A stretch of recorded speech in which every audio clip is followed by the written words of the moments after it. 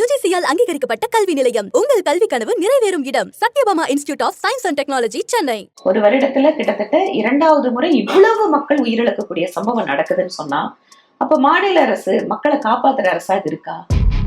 தேர்தல் வெற்றிக்கு பின்பாக, தேர்தல் வெற்றிக்கு பரிசாக இன்றைக்கு கள்ளசாராய சாவுகளை மக்களுக்கு இந்த அரசு கொடுத்திருக்கிறது. ஒரு மைய பகுதியில இது நடக்குது அப்படின்னு சொன்னா, இது அரசாங்கத்துக்கு தெரியாம, நிர்வாகத்துக்கு தெரியாம நடந்திருக்கிறதுக்கு வாய்ப்பே கிடையாது. எங்களை எப்படி அவமானப்படுத்தினாங்க? நோட்டா கட்சின்னு அவமானப்படுத்தினாங்க.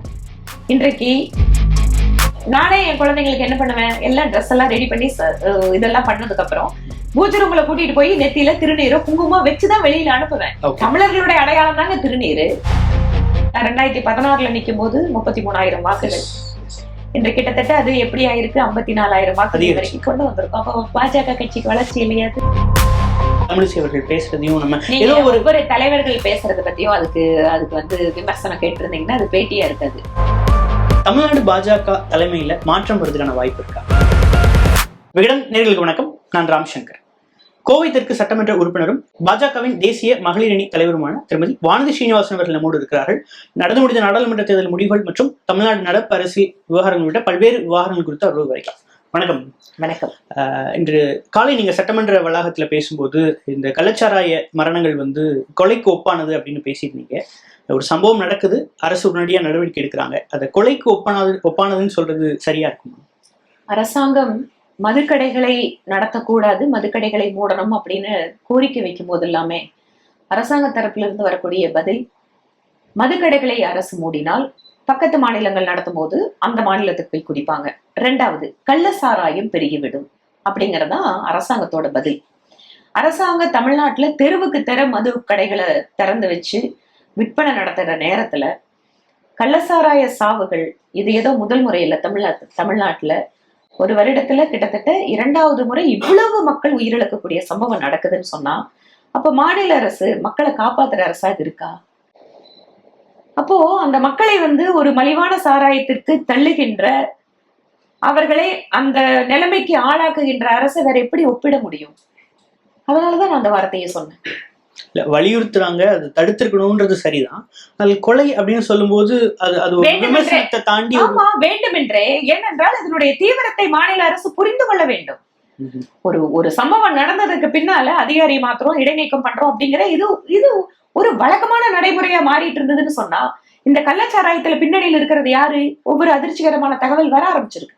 ஆளுங்கட்சியினுடைய பெருமகர்கள் ஒரு மைய பகுதியில இது நடக்குது அப்படின்னு சொன்னா, இது அரசாங்கத்துக்கு தெரியாம, நிர்வாகத்துக்கு தெரியாம நடந்திருக்கிறதுக்கு வாய்ப்பே கிடையாது. அப்படி இருக்கும்போது இது யார்? ஆளுங்கட்சி ஆதரவு இல்லாம இதை நடத்த முடியுமா? அப்ப அங்க இருக்கக்கூடிய ஆளுங்கட்சி பிரமுகர்கள் யார் இதுல சம்பந்தப்பட்டிருக்காங்க? அப்போ ஆளுங்கட்சிக்கு இதுல ஒரு மிகப்பெரிய ஒரு பொறுப்பு இருக்கு.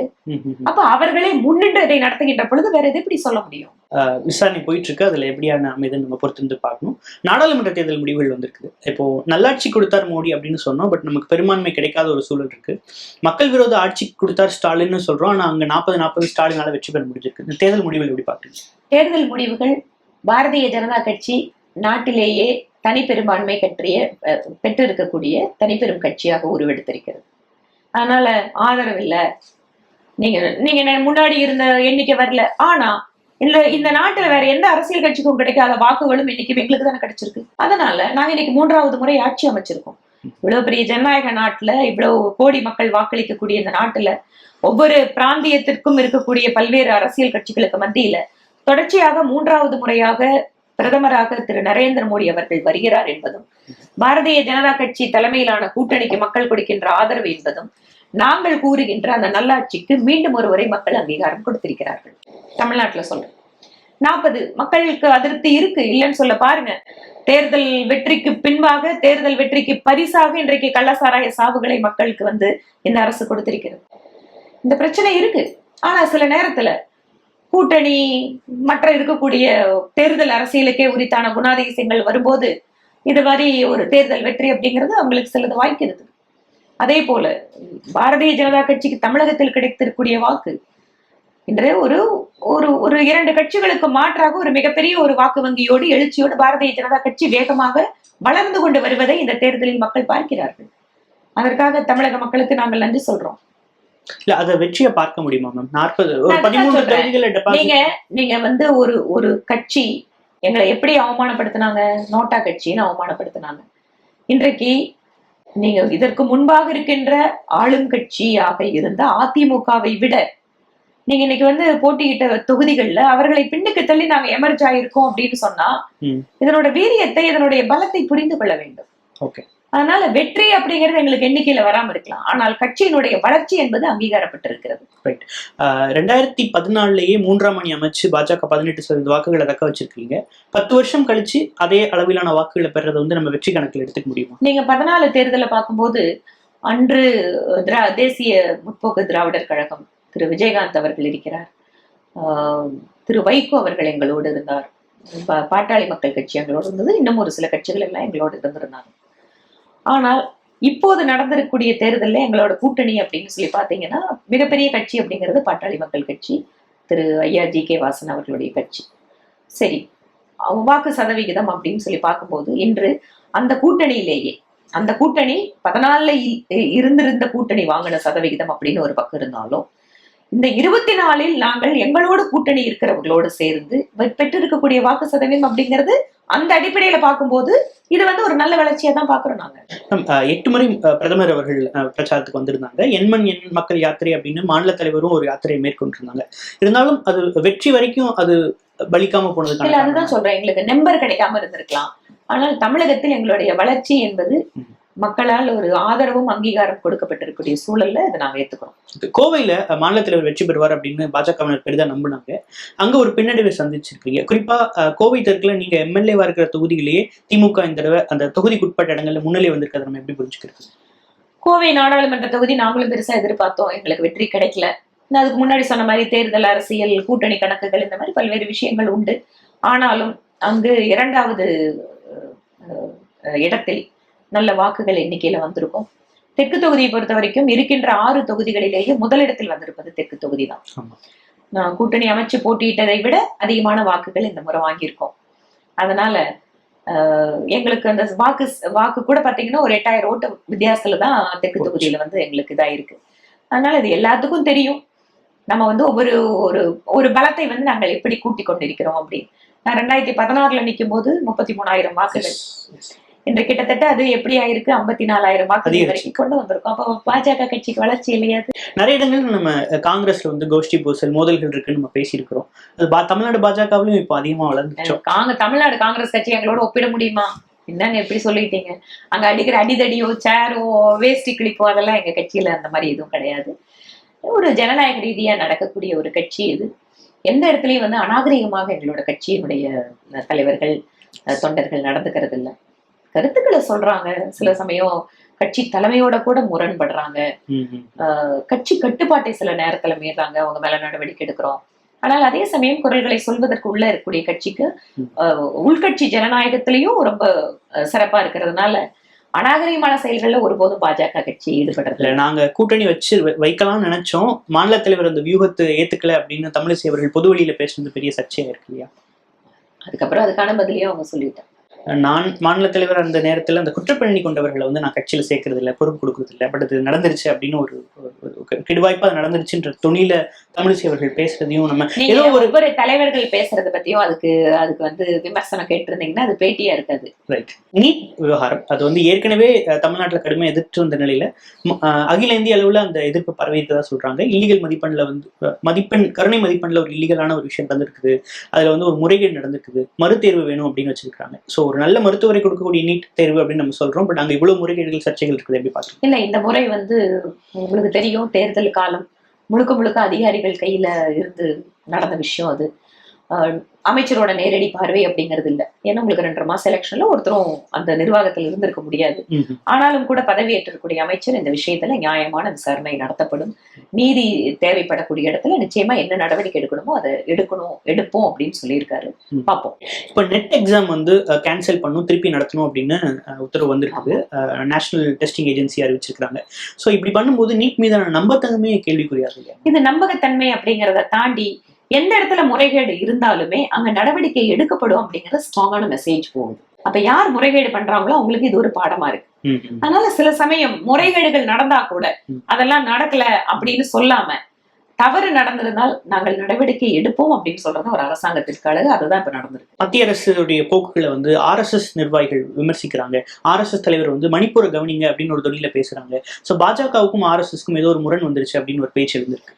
RSS தலைவர்கள், RSS அமைப்பு அப்படிங்கிறதே ஒரு தேசிய பார்வை கண்டு ஒரு கலாச்சார அமைப்பு, சமூக சிந்தனையினுடைய அடிப்படையில் இயங்குகின்ற அமைப்பு. எங்களுக்கும் அவர்களுக்குமான உறவு ஒரு குடும்பத்திற்குள்ள இருக்கக்கூடியதுதான். ஒரு தலைவர்கள் பேசுகின்ற, ஒரு பொதுவெளியில் பேசுகின்ற எல்லா கருத்துக்கும் ஏதோ பிரச்சனை, ஏதோ அப்படி இருக்கு இப்படி இருக்கு அப்படின்னு நினைக்க வேண்டிய அவசியம் இல்லை. எந்த அளவிற்கு அந்த உறவு சுமூகமாக இருக்கணுமோ அந்த அளவுக்கு அந்த உறவு சுமூகமா இருக்கு. சுட்டி காட்டுறது வந்து விமர்சன ரீதியா பார்க்க வேணான்றது உங்களுடைய பாயிண்டா? நிறைய அப்படின்னு இல்லை. இதற்கு முன்பாகவும் அவர்கள் கருத்தை அவர்கள் பேசுவார்கள். அதை எடுத்து இது பிஜேபிக்கு சொல்லப்பட்டிருக்கா, மத்த அரசியல் கட்சிகளுக்கு இருக்கா அப்படிங்கறத அவங்களோட விருப்பத்துக்கு அதை எடுத்துக்கிறாங்க. மார்ச் மாதம் பொது தேர்தல் வரும் அப்படின்னு சுப்பிரமணிய சாமி அவர்கள் பேசிட்டு இருக்காங்க. அது கூட்டணி தயவுல ஆட்சி இருக்கிறதுனால அது எப்ப வேணா கவிழ்லாம் இந்தியா கூட்டணியினர் பேசுறாங்க. அதை எப்படி கவனிக்கிறீங்க? சுப்பிரமணிய சாமி அவர்கள் மிக நீண்ட அரசியல் அனுபவம் கொண்டவர். ஆனா அவர் சொல்ற எல்லா விஷயம் நடந்திருக்கா? 5 வருட காலம் நிச்சயமாக பிரதமர் மோடி அவர்கள் பிரதமராக பதவி வகிப்பார். நல்லபடியாக இந்த ஆட்சி 10 ஆண்டுகள்ல வந்து செஞ்சதை விட பல மடங்கு அதிகமாக இந்த நாட்டு மக்களுக்கு செய்வதற்கு அவர் தயாராக இருக்கிறார். விக்கிரவாண்டி இடைத்தேர்தல அதிமுக புறக்கணிச்சது வந்து பாட்டாளி மக்கள் கட்சியை பிற்காலத்துல கூட்டணிக்கு இழுக்கிறதுக்கான ஒரு வியூகம் அப்படின்னு பார்க்கப்படுது. அதிமுக புறக்கணிச்சதை எப்படி பாக்குறீங்க? ஒரு தேர்தல் புறக்கணிப்பு அப்படிங்கிறது அந்த கட்சியினுடைய நிலைப்பாடு. சில சமயம் திமுக எடுத்திருக்கு, சில சமயம் அதிமுக எடுத்திருக்கு.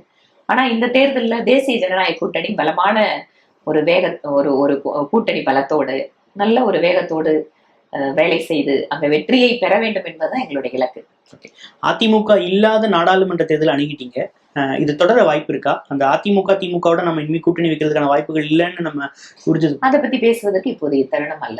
EVM சர்ச்சை, அது வந்து அதாவது தொழில் முனைவர் கூடிய எலான் மாஸ்க் வரைக்கும் பேசுறாரு, அதை ஹேக் பண்ண முடியும் அப்படின்னு. இது போன்ற தொழில்நுட்பாளர்கள் எக்ஸ்தலத்தோட உரிமையாளர் பேசும்போது அதுக்கான முக்கியத்துவம் அதிகரிக்கும். ஒரு பிரபலமான ஆள் அதை பத்தி பேசும்போது நிச்சயமா அது ஒரு கவனத்தை பெறக்கூடிய ஒரு விஷயம். ஆனா நிறைய நேரங்கள்ல நீதிமன்றமே வந்து எல்லா அரசியல் கட்சி தலைவர்களையும் கூப்பிட்டு நீங்க வந்து எந்த விற்பனர்களை கூப்பிட்டு வேணாலும் நீங்க இதை டெஸ்ட் பண்ணலாம் அப்படின்னு சொல்லி அதுக்கப்புறம் தீர்ப்பெல்லாம் கொடுத்து இப்ப EVM வச்சுட்டு பிஜேபி காரங்க எலெக்ஷன் நடத்தினாங்க அப்படின்னு எதிர்கட்சிகளோட குற்றச்சாட்டு எல்லாம் தேர்தலை வெற்றி வேற என்ன சொன்னாங்க, EVM பத்தி பேசுறதையே விட்டுட்டாங்க. அதனால தேர்தல் தோல்வி வருகின்ற பொழுதெல்லாம் EVM பத்தின பேச்சு வருது. ஆனா டெக்னாலஜி ரீதியாக இது ஒரு ஃபுல் ப்ரூஃப் சிஸ்டம் அப்படிங்கறத திரும்ப எலெக்ஷன் கமிஷன் ப்ரூவ் பண்ணிட்டு இருக்கு. ஓகே, இந்த நிலையில மேம் ஒரு 5 லட்சத்துக்கும் மேற்பட்ட வாக்குகளை வந்து மாயமாயிருச்சு.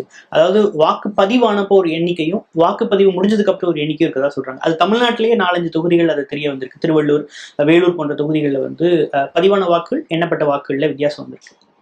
நிச்சயமா தேர்தல் கமிஷன் வந்து இதை கவனம் கொடுக்கணுங்க. ஏனென்றால் தேர்தல் கமிஷனுக்கு என்று தனியான அதிகாரிகள் கிடையாது. அவங்களுக்கு அந்த அளவுக்கு ஃபண்டிங் இல்லை. அவங்க வந்து உள்ளூர் அதிகாரிகளோட உதவியோட தான் அதெல்லாமே பண்ண முடியும்.